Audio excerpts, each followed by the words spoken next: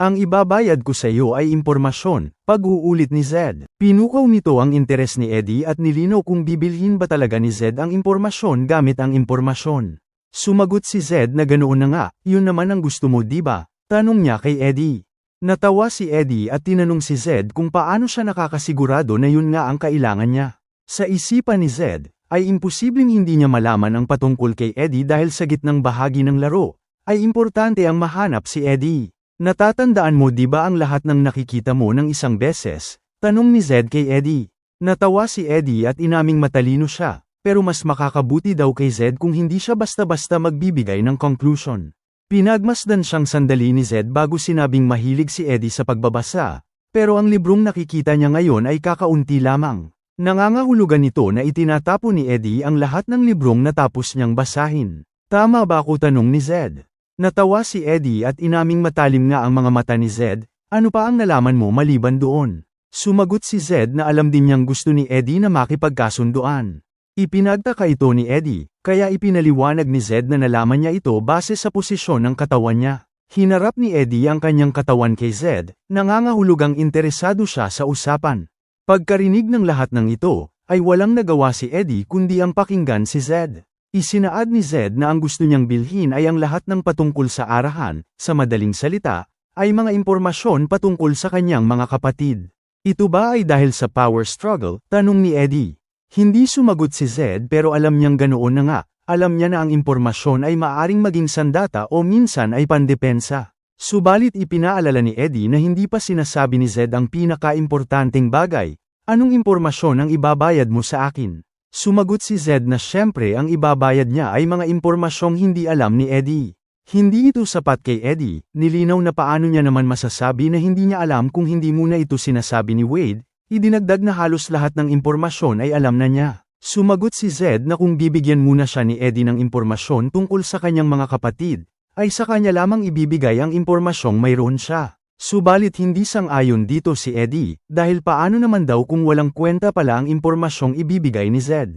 Hindi umurong si Zed at sumagot na pareho rin ang sitwasyon niya. Nilinaw na pagdating sa arahan, ay mas may alam siya kumpara kay Eddie. Si Eddie ay natawa sa sagot ni Zed, hindi ba pumunta ka rito dahil takot ka sa pamilya mo? Nilinaw ni Zed na pumunta siya rito dahil nagbabaka sakali siyang mayroon pa siyang hindi nalalaman, pero kung ayaw talaga ni Eddie ng ganitong usapan, ay kalimutan na lamang nila ito. Napansin ni Zed ang tanda ng pagkabalisa sa mga daliri ni Eddie. Isinaad niya na ang basihan ng pakikipagkasunduan ay ang malaman kung ano ang kailangan ng kabilang partido. Marami siyang alam patungkol kay Eddie, subalit si Eddie ay walang alam patungkol sa kanya. Alam niya na si Eddie ay isang weirdo na mahilig sa impormasyon, kaya naman ay sinubukan niyang itulak pa ito. Tumayo siya at nagkunwaring aalis. Mukhang hindi ka naman interesado sa usapan, kaya aalis na lamang ako. Ngunit kahit papalayo na siya, ay hindi siya pinigilan ni Eddie, patuloy lamang siya nitong pinagmamasdan. Habang naglalakad pa uwi, ay sinabi ni Zed sa sarili na okay lang kahit hindi naging maayos ang naging usapan nila ni Eddie. Salamat sa mga kambal, ay nakausap niya kaagad si Eddie at may natitira pa siyang oras. Ngumiti siya dahil alam niyang lalapitan din siya mismo ni Eddie pagdating ng panahon. Kaya wala siyang dahilan upang madaliin ang usapan. Bigla siyang napatigil nang mula sa likuran ay may tumawag sa kanya. Ito ay ang tatlong kambal, nagpapasalamat sila sa holy water na ibinigay sa kanila ni Zed. Napagtanto nila na hindi yun isang ordinaryong holy water kaya taos-puso talaga silang nagpapasalamat. Nagpapasalamat sila kay Zed sa pagtupad ng pangako nito, nahihiya sila na bilang isang mahirap, ay hindi nila siya pinagkatiwalaan. Sumagot si Zed na hindi siya masamang tao, at mayroon ding mga mayayaman na hindi masama ang ugali. Sumagot ang kambal na ito daw ang unang beses na nakakita sila ng mayaman na katulad ni Zed.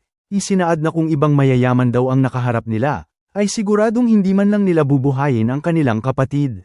At kung ayos lang sana, ay nais nilang tanungin ang tunay na pangalan ni Zed. Ipinakilala ni Zed ang sarili bilang si Zed Arahan. Pagkarinig nito, ay yumuko ang magkakapatid at sinabing hinding-hindi nila makakalimutan ang pangalang yon. Napagtanto ni Zed sa sarili na hindi rin naging maganda ang pagtingin niya sa mga asasin, nasaksihan niya na sila rin ay may matibay na pagsasama at katapatan sa kanilang mga kasamahan. Napaisip siya na siguro nga ay mabubuting tao ang mga yon di kagaya sa inaakala niya. Habang naglalakad, ay biglang napatigil si Zed. Lumingon siya at napansing patuloy pa ring nakayuko ang mga kambal.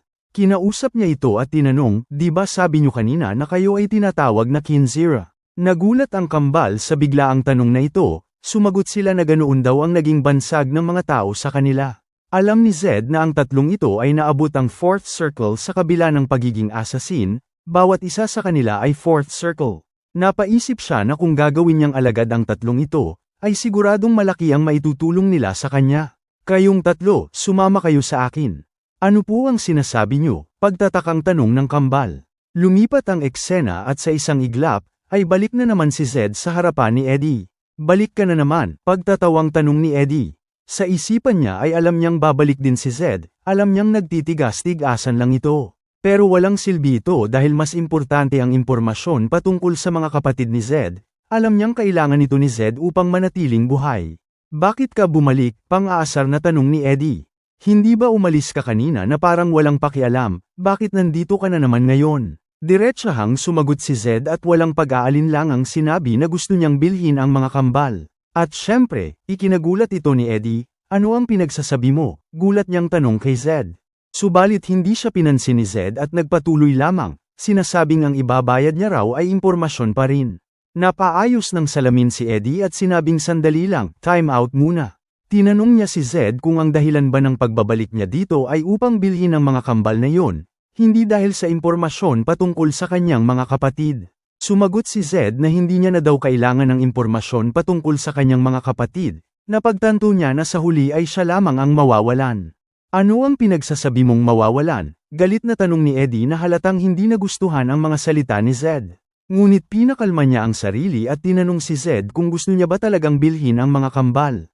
Sinabi niya na hindi ito posible dahil ang tatlong iyon ay ang mga bise-kapitan ng organisasyong ito, idinagdag niya na ang kapitan naman ay siya. Sumagot si Zed na handa siyang magbayad ng tamang presyo. Ipinaalala sa kanya ni Eddie na ang tamang presyong tinutukoy niya, ay siguradong napakalaki ng halaga. "So ano ba talaga ang tamang presyo?" tanong ni Zed. Sumagot si Eddie na gusto niyang malaman ang lahat ng naranasan ni Zed matapos tumakas sa kulungan, kung paano siya nakatakas at kung ano ang ginawa niya pagkatapos.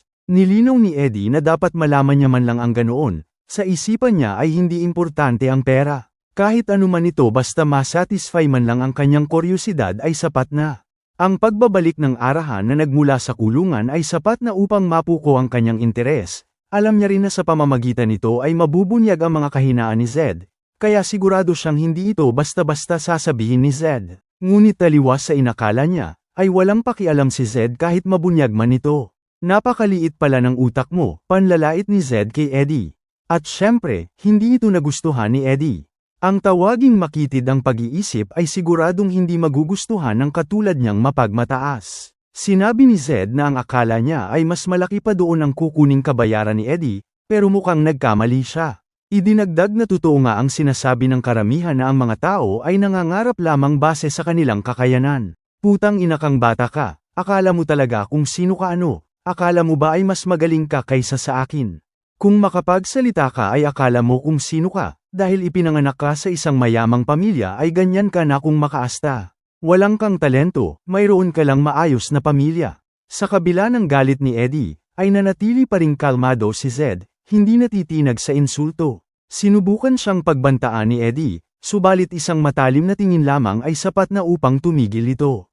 Pinagmasdang mabuti ni Eddie ang mapupulang mga mata ni Zed, isang tingin na hindi nagpapakita ng anumang takot. Bigla siyang napukaw mula sa kanyang galit nang sumigaw ang mga kambal, sinasabihan siyang tumigil na, ipinaalala na si Zed ay isang arahan. Binitawan ni Eddie si Zed at humingi ng paumanhin, nadala lang daw siya ng matinding emosyon.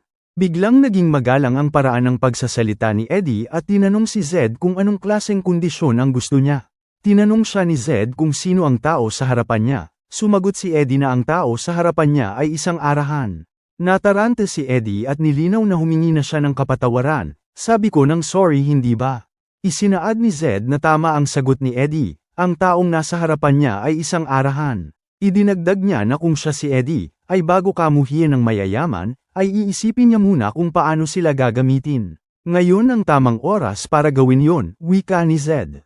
Hindi maintindihan ni Eddie kung ano ang mga pinagsasabi ni Zed. "Ang gusto mo bang sabihin ay gusto mo gamitin kita?" Sumagot si Zed na alam niya ang kabaliwan ni Eddie sa pagkolekta ng impormasyon, ngunit ipinaalala niya na ang impormasyong makukuha niya mula sa dilim ay limitado lamang. Sumagot si Eddie na kahit totoo man yun, ay wala pa rin siyang magagawa para baguhin yun. Dahil dito ay napabuntong hininga si Zed, matapos ang sinabi ko ay hindi mo pa rin ito nauunawaan, tanong niya kay Eddie. Sumagot si Eddie na paano niya naman mauunawaan, nilinaw na wala namang sinasabi si Zed. Nilinaw ni Zed na ang nais niyang gawin ni Eddie ay ang lumabas sa kadiliman at pumunta sa liwanag. Tutulungan kita, pangako ni Zed. Sumagot si Eddie na isa itong kabaliwan, nagsasalita daw si Zed nang hindi alam ang mga sinasabi. Ipinangako sa kanya ni Zed na bibigyan niya ng building si Eddie sa isang maayos na lokasyon, nang sa ganun ay makapagtayo siya ng isang private investigation agency. Nilinaw niya na ang mayayaman ang siyang nagpapatakbo sa mundo, kaya natural lamang na kailangang makisalamuhan ni Eddie sa kanila upang makakuha ng mahahalagang impormasyon. Ngunit hindi pa rin kumbinsido si Eddie, nilinaw na ang dahilan kung bakit hindi siya makabili ng building ay dahil sa kawalan ng pera. At isa pa, ay hindi pwedeng bumili ng building ang mga mahihirap. Nilinaw ni Zed na siya ang bibili ng building, at si Eddie naman ang magiging tenant na maninirahan doon. At para sa kaligtasan, ay maglalagay din si Zed ng ilang miyembro ng elite na salamangkero ng arahan. Hindi na ba ito sapat na kondisyon para pumayag ka? Tanong ni Zed kay Eddie. Tinatanong kita na maging business partner ko, tutulungan kita sa iyong gagawin, at bilang kapalit, ay bibigyan mo rin ako ng impormasyong kailangan ko. Tutulungan natin ang isa't isa, kaya ano pa ang ikinababahala mo? Hindi makapagsalita si Eddie, alam niya na sa pamamagitan ng kasunduang ito ay madali siyang makakakuha ng kahit anong impormasyong gusto niya. Hindi niya na rin kailangang ikabahala ang kanyang kaligtasan dahil nandyan din ang Elite Magic Army ng arahan. Subalit nag-aalala pa rin siya kung mapagkakatiwalaan niya ba talaga ito, kaya naman ay tinanong niya si Zed kung totoo ba talaga ang lahat ng sinabi niya. Totoo ba talaga na bibigyan niya siya ng sariling building at Elite Magic Army para sa kanyang kaligtasan? Sumagot si Zed na totoo yun, kailanman ay hindi siya sumira ng pangakong binitawan. Saksi dito ang mga kambal, isa itong once in a lifetime na opportunity para kay Eddie. Interesado si Eddie sa mga malalaking pangyayari sa pagitan ng mga mayayaman, ngunit ang mga impormasyong nakukuha niya sa mga pulubi ay karamihan walang kwenta.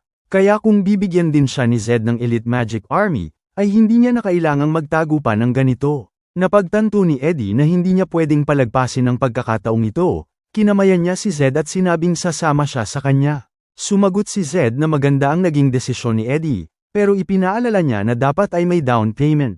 Ipinagtaka ito ni Eddie kaya ipinaalala ni Zed ang kailangan niya, ang impormasyon patungkol sa kanyang mga kapatid at ang Kinzire triplets. Yan ang down payment mo, wika ni Zed habang nakangisi ng parang baliw. Matapos ang matagumpay na usapan, ay lumipat ang eksena isang araw matapos. Si Zed na sakay ng puting kabayo, ay sa wakas nakabalik na sa teritoryo ng arahan. Sa harapan niya ngayon ay ang Arahan Mansion, isang ginintoang bahay na binabantayan ng dalawang salamangkero sa harapan. Kasama ni Zed ay ang buong grupo, dagdag na rin ang 3 kambal, pero hindi ko mahanap dito si Eddie. Zed, okay ka lang ba? Hindi ka nakatulog kagabi di ba? Tanong ni Louie na halatang nakulangan sa tulog. Natawa na lamang si Zed sa birong ito. Ikaw pa talaga nagsabi, pabirong sagot ni Zed. Sumagot si Louie na hindi rin daw siya makatulog dahil masyado siyang excited. Si Zed naman ay hindi rin nakatulog dahil magdamag niyang inukit sa kanyang memorya ang impormasyong ibinigay sa kanya ni Eddie. Ayon kay Zed, ang bawat piraso ng impormasyong nilalaman ng mga sinulat ay kayang magpasinghap ng gulat. Mga pinag-isang lakas ng kanyang mga kapatid sa loob ng lungsod, mga tala ng gastos at maging ang mga personal na impormasyon ng kanilang mga alipin. Wala siyang ideya kung saan nakuha ni Eddie ang lahat ng impormasyong ito, pero nakakasigurado siyang tataas pa ang lipad ni Eddie kung bibigyan niya ito ng mga pakpak. Ngayon, ang natitira na lamang ay ang pagbili ng oras upang lalo pang lumakas sa loob ng teritoryo ng arahan habang naliligtasan ang pag-aaway-away ng kanyang mga kapatid. At ngayon ay isang napaka-importanteng araw para maisakatuparan yun, kung paano niya pang hawakan ang mangyayari ngayon ang siyang magbabago sa posisyon niya sa pamilya. Pumasok na tayo, wika ni Zed. Sa harapan, ay bumungad kaagad sa kanila ang isang ginintoang tarangkahan. Bago magpatuloy, ay pinatigil muna sila ng bantay at tinanong kung sino sila. Bumaba si Zed at kaagad naman siyang nakilala ng dalawa, may natanggap daw silang advance notice na darating siya. Isinaad ni Zed na bumalik siya ng naaayon sa utos ng pinuno, guide the way, utos niya. Ngunit mayroong problema, ipinaalala ng bantay na ang mga tao sa likuran ni Zed ay hindi pwedeng pumasok. Nilinaw ni Zed na mga kasamahan niya sila at kaya niyang patunayan ang kanilang mga pagkakakilanlan, subalit hindi pa rin ito pwede, sagot ng bantay. Ayon sa patakaran, ay hindi pwedeng pumasok ang mga tagalabas ng walang pahintulot mula sa pinuno ng pamilya. Bueset, pagmumura ni Zed. Hindi siya makapaniwala na nasa gate pa lamang sila pero ganito na agad ang nangyayari. Mayroon siyang alam na paraan upang makapasok, pero alam din niya na ang hindi pagsunod sa patakaran ay hindi magandang desisyon. Magalang niyang kinausap si Tandang Lacto at sinabing maghintay muna dito sa labas at babalik rin siya. Sumagot si Tandang Lacto na huwag kang mag-alala sa amin, ingatan mo na lamang ang sarili mo. Ngunit nag-aalala pa rin siya na baka may mangyari hindi maganda. Panyanatag ni Zed ang loob ng matanda at sinabing walang mangyayaring ganito. Humarap siya sa mga kambal at sinabing sila na daw ang bahala, panatilihing ligtas ang matanda at ang buong grupo. Tinawag na siya ng bantay, sinasabing naghihintay ang family head. At umalis na nga si Zed, iniwan ang kanyang grupo na nakatayo sa labas, umaasa sa kanyang tagumpay. Kailangan kong maging matalas, sabi ni Zed sa sarili. Sinabi niya sa sarili na huwag matakot, ipinaalala na matagal niya nang pinaghahandaan ang araw na ito. Alam ni Zed na ang nagpapagalaw sa mga salamangkero ay ang pragmatismo, kaya naman ay focus na lamang siya doon. Siguro nga ay aksidente siyang napunta sa katawan ng isang arahan, pero simula ngayon, ay kailangan niyang umasta bilang isang tunay na arahan ng walang anumang pagkakamali upang mabuhay. Siya si Zed Arahan, ang ikapitong anak ng arahan, isang salamangkerong pinahahalagahan ang pragmatismo. Kailangan kong gampanan ang pagkataong ito, nang sa gayon, ay maaga ko ang puso ng pinuno ng pamilya. Sa loob ng isang meringal at nakakatakot na bulwagan, ay nakaupo sa mataas na trono ang pinuno ng pamilya. Ang kanyang mga matang kumikislap na pula ay tila tumutusok sa kaluluwa ng sinumang haharap sa kanya. Mapupulang mata at striktong pagmumuka, pumasok ka, utos ng pinuno.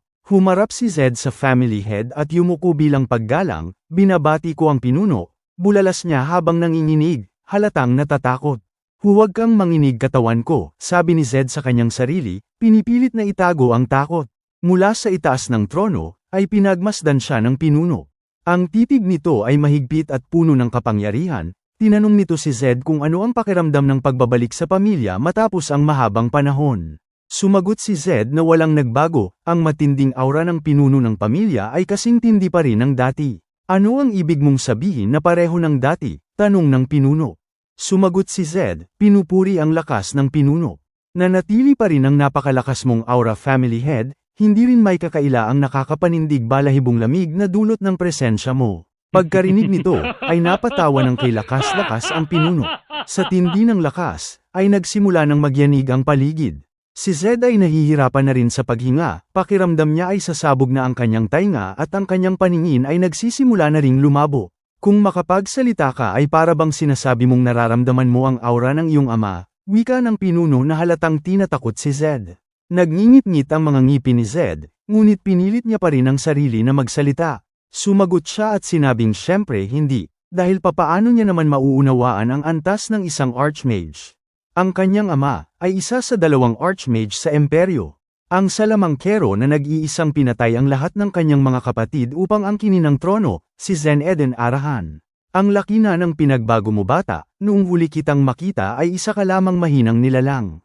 Sumagot si Zed na ang salitang mahina ay hindi nababagay sa isang arahan, at syempre, sino naman ang hindi matutuwa sa sagot na iyon? Tumawa ng malakas ang pinuno at sinabing tama nga naman. Napaka-imposible naman na ang kanyang anak ay mananatiling walang kwenta na hindi man lang makaramdam ang pagdaloy ng mana. Narinig ko na na-awaken mo daw ang lightning chi, interesadong tanong ng pinuno. Nanlisik ang mapupulang mata ni Zen Eden at sa isang baluktot ng ngiti ay tinanong ang kanyang anak kung ano ang nauunawaan niya sa kapangyarihang yun. Pinilit ni Zed ang sarili na tuminggala at sumagot na ang tanging alam niya ay superior ang lightning chi kumpara sa ibang elemento. Ayon kay Zen Eden, sa history ng arahan ay walang kung anong pangyayari kung saan nakapag-awaken ng ibang elemento maliban sa apoy, kaya nagtataka siya kung paanong nakuha ni Zed ang elementong kidlat. Wala ito sa inaasahan ni Zed, hindi niya akalain na interesado ang kanyang ama sa lightning chi. Sumagot si Zed na hindi naman daw ito nakakagulat, lalo na't ang dugo ng arahan ay may walang hanggang potensyal. Hindi ka man lang ba nagulat kahit matapos makuha ang elemento ng kidlat? Tanong ng pinuno. Sumagot si Zed na ang pagkakaalam niya ay isa itong elemento na lumilitaw lamang isang beses sa 100 taon. Buong tapang niyang idineklara na ang ganoong uri ng kapangyarihan ay natural lamang na mapupunta sa isang arahan. Tumawa na naman ang hinayupak, bawat halakhak ay yumayanig sa buong palasyo. Ang galing mo bata, sinasabi mo lamang ang tamang mga salita. Ngunit kung si Zen Eden ay masaya, ay taliwas naman ang sitwasyon ni Zed. Pakiramdam niya ay pinipilipit ang kanyang katawan sa tuwing tumatawa ang kanyang ama. Pakiusap, aniya ay huwag ka nang tumawa. Haha matagal-tagal na rin nung huli akong tumawa, bulalas ni Zen Eden. Nilinaw niya kay Zed na pinatawag niya siya pabalik ay dahil sa lightning chi. Inutusan niya si Zed na pag-aralan at i-develop ang elementong ito. Ipinaalala na kung maayos ang maging resulta, ay mas malaki pa ang halaga nito kumpara sa ibang record. Napagtanto ni Zed na sa huli, ang tanging gusto lamang pala ng kanyang ama ay idagdag ang kanyang lightning chi sa iba niyang mga tagumpay. Gusto niyang gamitin ang kanyang anak na bahagya lamang nakabalik ng ligtas. Ngunit hindi tutol dito si Zed, dahil kung may nais sa kanya ang kanyang ama, ay hindi siya basta na lamang nito papatayin. Sumagot si Zed at sinabing susundin niya ang utos ng pinuno. Subalit kung sa tingin niya ay lusot na siya, ay nagkakamali siya. Sinabi ni Zen Eden na bago yun, ay kailangan muna nilang pag-usapan ang kasalanan ni Zed. Tinatanong kita bata, hindi mo ba alam na ang slave trader na si DeVito ay konektado sa ating pamilya? Sumagot si Zed na alam niya. Ikinagalit ito ni Zen Eden, alam mo pero ginawa mo pa rin. Hindi mo lang basta pinatay si DeVito, pero humingi ka pa ng tulong mula sa mga putang inang bahal na yon. Nagngit-ngit si Zed, aniya ay ipinapakita na ng baliw niyang ama ang tunay nitong kulay. Napagtanto niya na ngayon pa lamang nagsisimula ang tunay na paghihirap. Buong tapang na ipinagtanggol ni Zed ang kanyang sarili, wala akong ginawang mali. Nilinaw niya na ang mga slave traders ay mga hinayupak na di magtatagal ay kailangan ding putulin. Iginiit niya na taliwas ito sa prinsipyo ng emperador, kaya naisip niya na makakasira ito sa pamilya sa pangmatagalan. Sumagot si Zen Eden na kabaliktaran ang salita ni Zed, nilinaw niya na ang mga slave trader ay nagbibigay sa kanila ng pangmatagalang benepisyo. Ipinaalala niya na kung hindi dahil sa ginawa ni Zed, ay matutuyo na sana ang lahat ng resources ng Timog. Hindi nagpanik si Zed, inasahan niya nang mangyayari ito. Ang kailangan niya na lamang gawin ay ang kumbinsihin ang kanyang ama sa pamamagitan ng matatamis na salita. Nilahad ni Zed sa kanyang ama na sa pragmatismo, ay mayroong tinatawag na maduming pera at malinis na pera.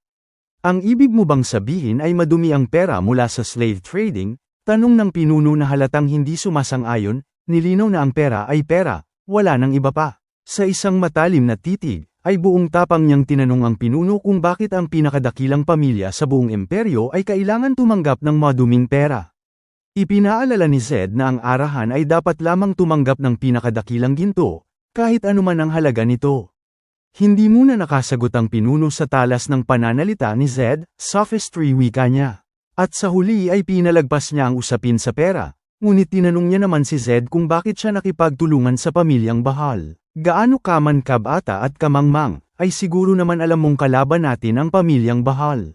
Ipinaliwanag ni Zed na sa araw na yon, ay dumating ang bahal sa ilalim ng utos ng emperador at nagkataon lamang na nagkita sila doon, nilinaw niya na wala siyang tinanggap na tulong o anuman. Subalit hindi ito pinaniwalaan ni Zen Eden, ang lakas ng loob mong lukuhin ako bata. Nakatanggap ka ng imbitasyon mula sa bahal at natanggap mo rin ang puting kabayo bilang regalo, at ngayon sinasabi mong hindi ka tumanggap ng tulong mula sa bahal, ang lakas ng loob mo. Napakuyom ng kamao si Zed bago sinabing hindi niya naiintindihan ang sitwasyong ito. Nilinaw niya na siya ay dinukot, hindi inimbitahan.